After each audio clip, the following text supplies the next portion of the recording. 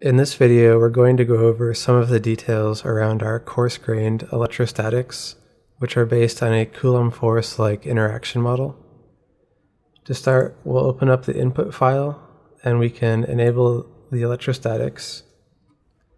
And then we'll double the soft cutoff and hard cutoff.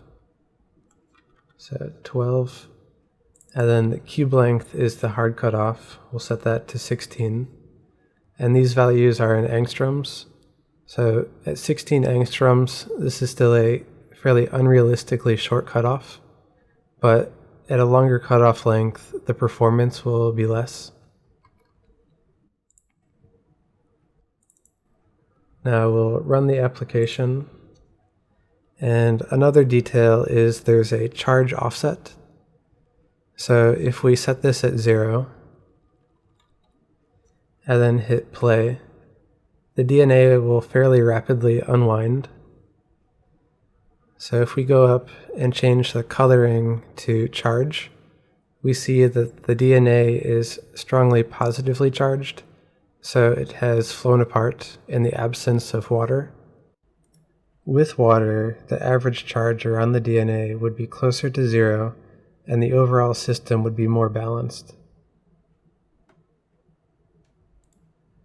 So we'll close it and reopen it, and then hit play with a charge offset of minus 0.9, and see that the DNA is now fairly stable. We'll go over to the color and change it to charge, and now we'll see that there's kind of a balance of both positive and negative charge, and a fair amount of neutral charge in white. So now even if I kind of pull at the DNA, it seems to be fairly stable.